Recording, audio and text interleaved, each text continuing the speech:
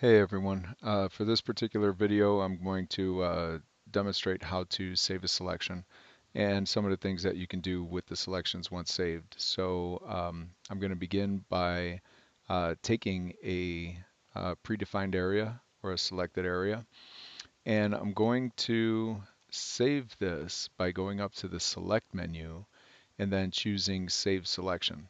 This will now allow me to save it as a new channel, or if I already had an existing selection which was saved as a channel, to add it to it or subtract from it or intersect with it, as seen below here. So for this particular one, I'm just going to call this Doors. It's going to be saved as a new channel. As far as the document goes, it saves back to the same document, but you can choose to have it saved to a new document if you prefer.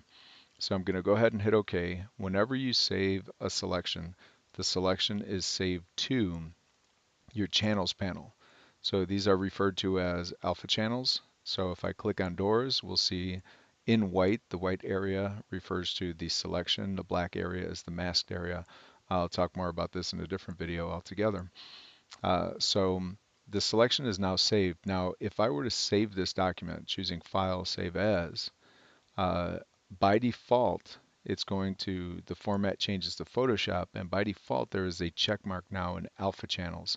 Your channels will be saved with Photoshop files, PSD files, and your TIFF files, not with JPEG files.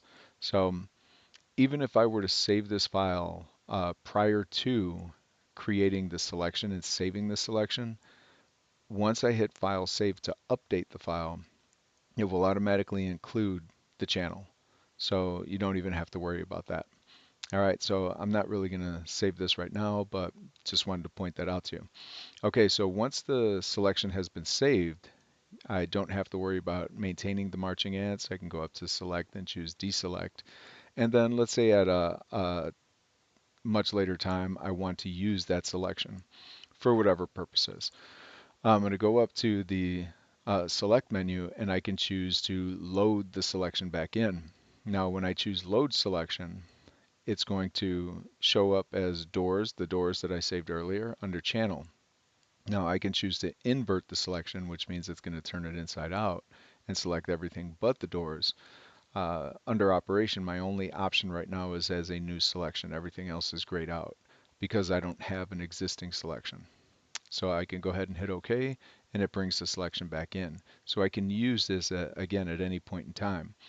I'm going to deselect that, and I'm just going to grab a selection tool. In this case, I have the elliptical marquee, and I'm just going to click and drag a selection over here. So now I have an existing one. So if I go up to the select menu and choose load selection, now when I select doors, the other functions are available. So I can choose to load this as a new selection. I can add to the selection, subtract from the existing one, the elliptical marquee that is, or intersect with it. Um, so if I choose new selection, of course, it's going to replace. And the same thing applies with saving the selection.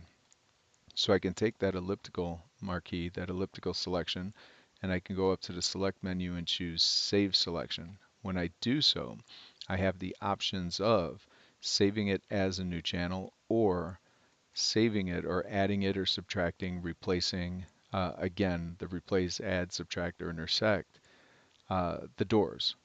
All right, if I choose to add to the channel, it's going to add to the existing selection. So I'll go ahead and hit OK there. Deselect that. Uh, Shortcut is Command D, and then go into the channels panel and show that this selection has now been added to the original one. So this should get you started in being able to save the selections and reuse them over time. So good luck with that, and I will talk to you in another video.